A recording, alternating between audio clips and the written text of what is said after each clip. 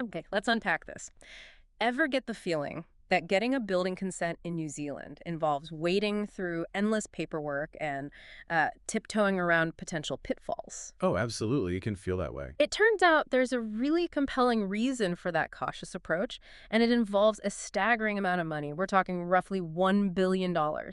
That's what councils paid out between 2008 and 2018 just for building defect disputes. $1 billion. That's huge. It is. And that massive figure hints at this deep-seated risk aversion within the very authorities who give the green light to our buildings. The BCAs, the Building Consent Authorities. Exactly, usually our local councils. So, this deep dive, we're going to dissect why these BCAs operate with such, well, care when approving construction. We'll look at the laws, the rules, even some pivotal court cases that have shaped this mindset. It's a complex picture. It really is. And whether you're, a homeowner planning an extension, someone working in the construction industry, or maybe you're just curious about the forces shaping our towns and cities, understanding this risk aversion is pretty crucial. Mm-hmm. We've immersed ourselves in this comprehensive report. It's titled Risk Aversion in Building Consenting: Causes and Solutions in New Zealand. And it draws insights from key documents like the Building Act 2004, guidance from MBIE. The Ministry of Business, Innovation, and Employment. Right, them.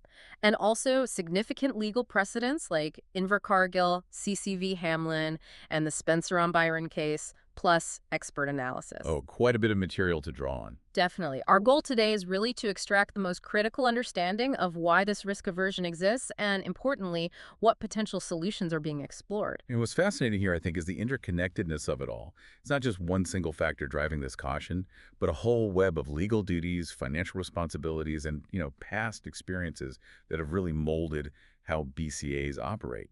Absolutely. And it seems to all come back to their core function, doesn't it? Their legal obligations. That's right, yeah.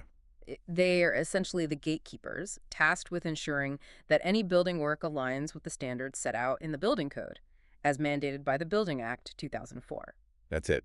The Act stipulates they must be satisfied on reasonable grounds that the proposed plans will comply with the code before they can issue a consent. And that phrase, reasonable grounds, it's actually a central point of discussion. Because reasonable isn't precisely defined in black and white, is it? That leaves quite a bit of wiggle room for interpretation. Precisely.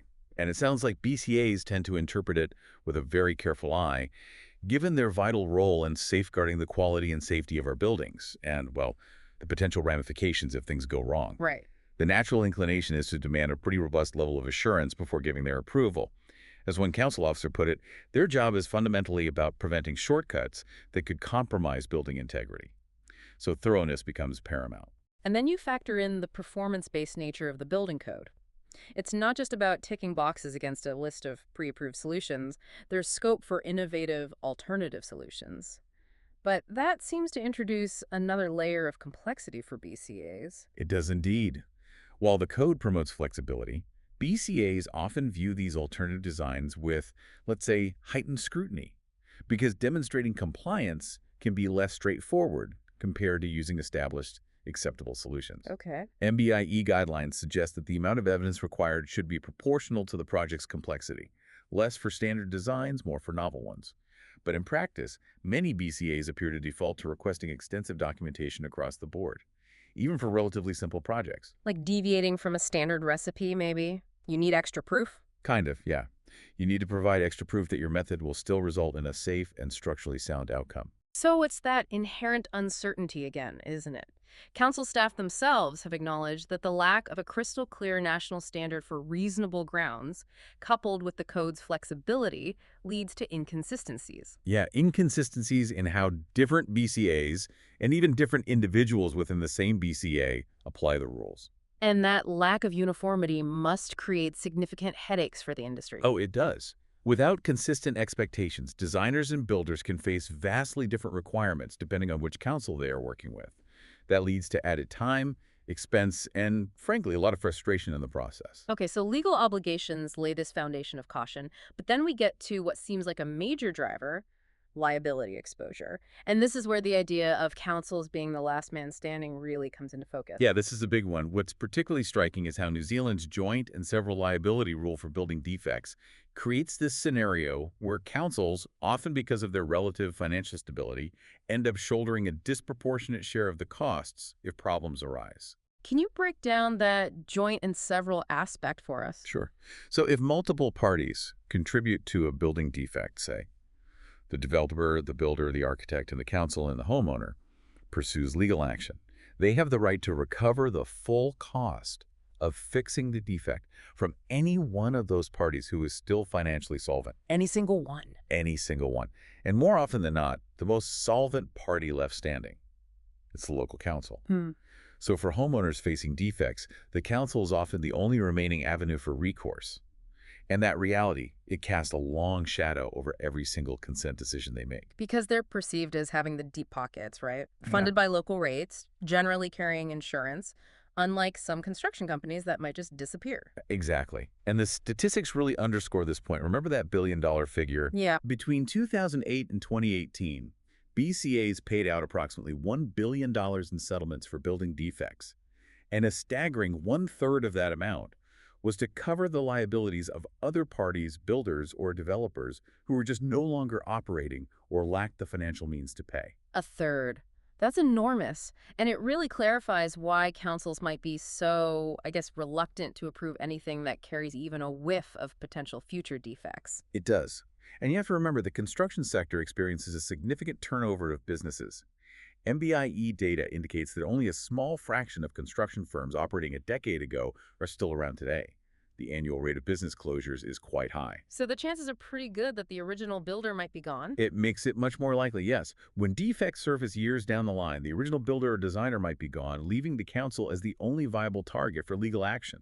This very real possibility creates a powerful incentive for BCAs to exercise extreme caution, to be highly risk-averse when making consenting decisions to, cover themselves, as the report aptly puts it. So the fear of being left holding the bag financially is a huge driver. And this isn't just a hypothetical concern, is it? It's been significantly reinforced by court precedents, particularly those stemming from the leaky building crisis. Absolutely. That's a critical piece. New Zealand courts have firmly established a duty of care that councils owe to building owners, both the original ones and subsequent purchasers, to ensure that buildings comply with the building code and are free from defects. So cases like Invercargill's CCV Hamlin. That was a crucial early ruling, yes.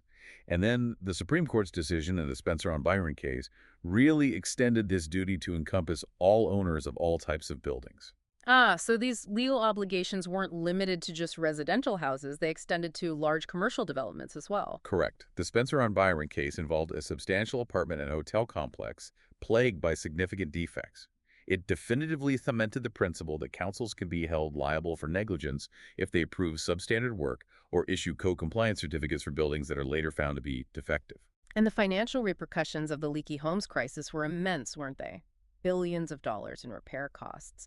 That memory must still cast a long shadow over the thinking within council chambers. It certainly does. The experience of that crisis and the immense financial burden it placed on councils has had a lasting, a chilling effect, as it's often called. Makes sense. Council staff are acutely aware of the potential consequences of overlooking defects. It contributes to the ultra-cautious approach we've been discussing. They understand that if they approve something that later turns out to be non-compliant, their council could face very substantial legal claims. It really sounds like the legal environment lays the groundwork for this risk-averse culture. But then we also have the influence of MBI oversight. They're tasked with ensuring consistency and quality, but it seems their involvement can also inadvertently contribute to this cautious stance. That's a nuanced but important point. MBIE does oversee BCAs through accreditation and by setting performance standards with a strong emphasis on thorough documentation and robust quality assurance process. Right. So councils that fail to meet these standards risk losing their accreditation or facing findings of negligence. Consequently, this regulatory pressure pushes them towards implementing those rigorous internal processes, the detailed checklists, the multiple layers of review, and the frequent requests for information, or RFIs. RFIs being those often time-consuming and, let's be honest, frustrating back-and-forth queries that applicants encounter. Exactly. And industry professionals often perceive that BCAs are unwilling or unauthorized to process consents decisively and confidently, leading to what can feel like an excessive number of information requests and unnecessary delays in project timelines. But isn't there a risk that this excessive caution actually hinders good design and innovation? Maybe architects just stick to the safest, most conventional options. That's a critical question, absolutely. While the intention behind thoroughness is sound, you want safe buildings, there is indeed a concern that an overly risk-averse approach can stifle creativity and the adoption of new, potentially more efficient or sustainable building methods. But MBIE is aware of these concerns, right? It's not as if they're intentionally trying to slow things down just for the sake of it. No, they are aware. A 2021 MBIE evaluation openly acknowledged that many stakeholders in the sector view BCAs as excessively risk-averse. It even pointed to nitpicky information requests and instances of duplicated effort. Right. Interestingly, consent officers themselves admitted that the ambiguity around reasonable grounds sometimes leads them to ask for more information than might be strictly necessary, just to be sure they've covered all bases. So it's a bit of a double-edged sword then. It can be, yes. MBIE's oversight aims to ensure quality and compliance, but it could also inadvertently reinforce the very risk aversion it might want to mitigate. However, MBI has taken steps to address this. Their recent guidance on Satisfied on Reasonable Grounds, released mid-2024, Okay. aims to promote a more proportionate approach. It suggests that less evidence should be required for simpler projects and that scrutiny should be tailored to the specific risks involved. So trying to dial it back a bit for the simpler stuff. Exactly. And the existence of MBIE's determination service provides an independent avenue to challenge potentially overly cautious decisions made by BCAs. It's good to know that there are mechanisms in place to try and strike that balance.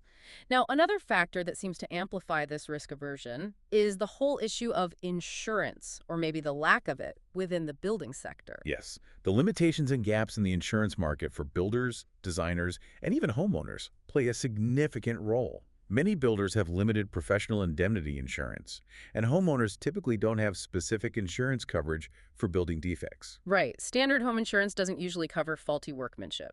Generally not.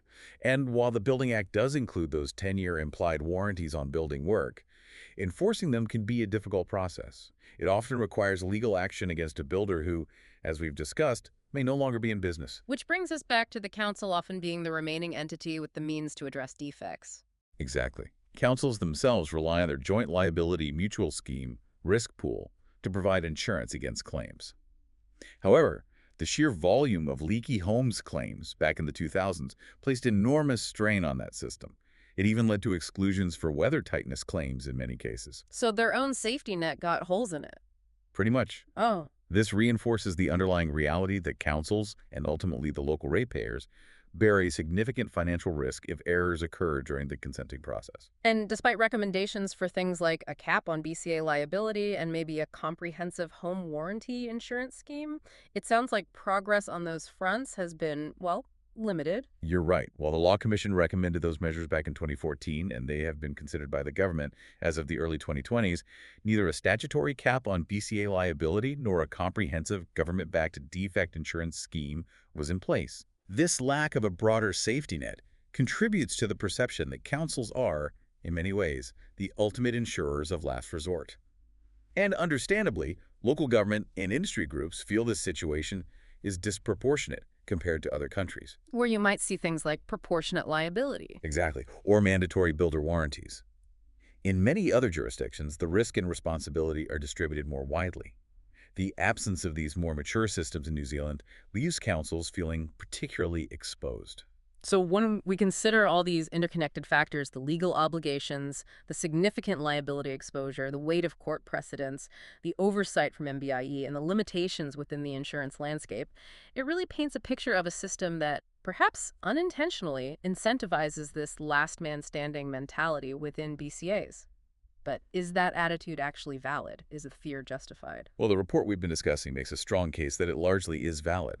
The government itself has acknowledged that the current joint and several liability framework can leave councils as the last person standing financially when things go wrong. They admit it themselves. Yeah, and that billion-dollar figure we discussed earlier representing settlements from leaky homes and other defect disputes, It speaks volumes to this reality. Hmm. While it's true that councils theoretically have avenues to pursue other liable parties, the high rate of business failure within the construction sector often means those other parties are just no longer around or financially viable when issues emerge years later. Right. Chasing ghosts, basically. Pretty much. And even though the percentage of consents that ultimately lead to major disputes might appear relatively small, maybe around 2.5%, based on that 2008-2018 data. Which doesn't sound huge on its own. No. But the potential financial cost associated with those few failures can be so substantial that think tens of millions for a defective apartment block, the councils feel compelled to exercise extreme caution with every single consent application to avoid those potentially catastrophic outcomes. So it's about the severity, not just the frequency, minimizing the maximum regret, as you said. Exactly. Economically speaking, that's what they're trying to do. Now, some argue the fear is overstated, point to the 10-year limit on claims, or that council negligence sometimes plays a part too. Okay. And MBIE's recent views suggested maybe other factors influence BCAs just as much. But given the structural realities, the legal duties, the history, the last man standing concern appears largely valid. It sounds like a deeply complex issue with no simple solutions. But the report does delve into proposed reforms, doesn't it? Offering various ideas for moving towards a more balanced and efficient system. Yes, Yeah. absolutely. The report outlines a range of potential reforms across three key categories: policy and legislative changes at the government level, improvements to the internal processes of BCAs themselves, and broader industry-wide initiatives. Okay, let's start with the policy reforms. What are some of the most significant ideas being considered there? One of the most frequently discussed areas is rebalancing liability. This could involve introducing a statutory cap on the amount of liability that BCAs could face, maybe limiting it to, say, 20% where multiple parties are at fault, as the Law Commission suggested. Right. Another approach is to adopt proportionate liability, like they have in Australia, where each party is only held responsible for their share of the fault. But you mentioned a catch earlier. Yes, and it's crucial. The report rightly points out that any such shift would ideally need to be coupled with the implementation of a mandatory home warranty insurance scheme. To protect homeowners. Exactly. To ensure that homeowners retain adequate protection if defects do arise and other liable parties are no longer available. That's the key challenge with capping council liability, ensuring homeowners aren't left vulnerable. That makes perfect sense. You wouldn't want to alleviate the pressure on councils only to leave homeowners in a more precarious position. What else on the policy front? Another significant policy reform could involve consolidating and strengthening the BCA landscape. We have, what, 67 separate BCAs currently? Wow, that many. Yeah. And that fragmentation can lead to inconsistencies in how the building code is interpreted and applied. Moving towards a system of regional hubs or even a single national building consent authority could foster greater expertise, promote more consistent standards across the country, and allow for a better distribution of risk, Interesting idea. Centralizing it. or at least clustering services. Mm. Other policy ideas include clarifying the definition of reasonable grounds within the Building Act itself, perhaps through a more nuanced, tiered approach to consenting based on project complexity. Like we talked about with MBIE's guidance. Exactly, but maybe embedding it more firmly in law. And even exploring government-backed risk mitigation measures, such as a national building insurance fund, or strengthening laws around director liability to better address the issue of vanishing developers. Going after the people behind the companies. Potentially. The report also suggests actively fostering innovation within the building sector by establishing national centers of excellence for complex or novel building types and expanding the use of reliable product certification schemes like Codemark. So some potentially quite significant shifts at the governmental and legislative level. What about BCA process improvements that could be implemented more directly by the councils themselves, things they can do now? There are several practical steps that BCAs could take. Implementing risk-based consenting processes, where the level of scrutiny is tailored to the specific risks associated with a project, is a key one, aligning with that recent MBIE guidance. Makes sense, not treating a garden shed like a skyscraper. Precisely. Developing and adopting standardized checklists and templates for common consent applications across all BCAs could also significantly reduce inconsistencies and the likelihood of those extraneous information requests. Get everyone on the same page. Yeah.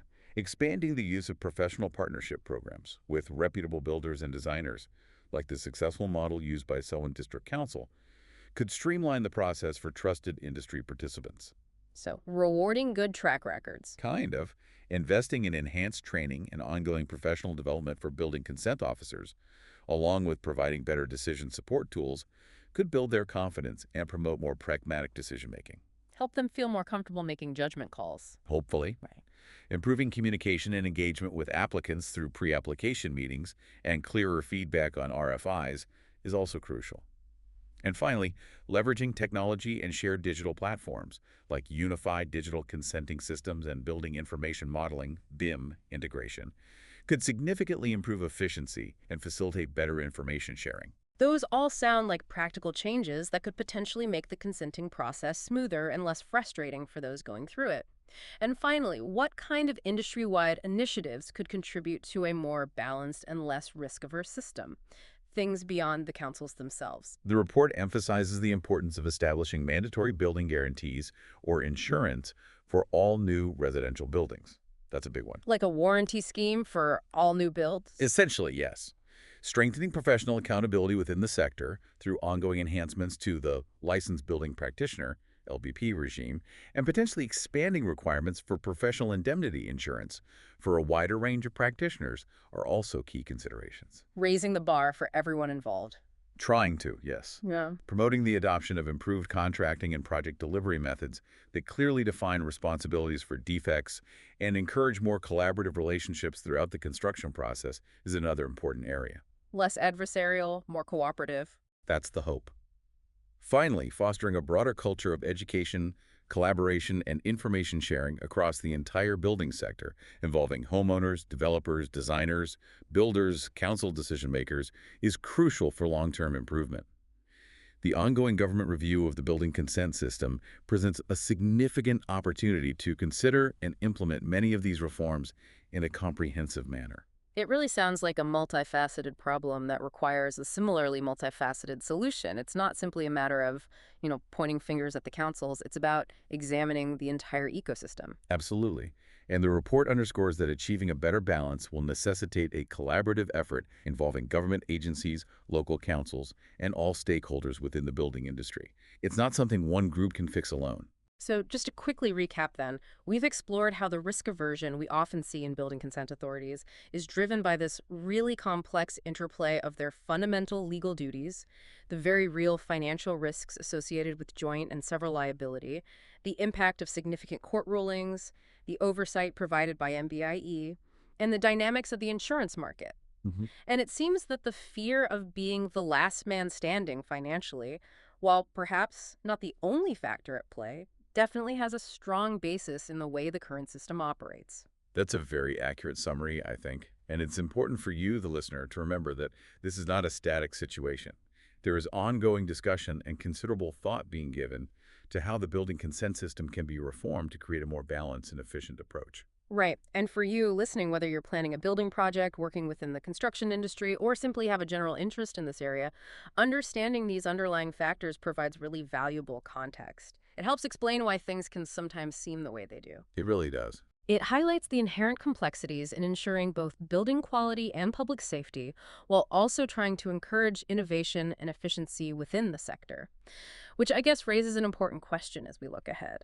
With New Zealand actively grappling with these potential reforms, how might a better balance of risk and responsibility ultimately impact the quality and, perhaps just as importantly, the affordability of our buildings? That's the multi-billion-dollar question, isn't it? It really is. Or perhaps, if the fear of being the last man standing is genuinely reduced, what innovative building solutions might we see emerge as councils feel more confident in approving new and different approaches?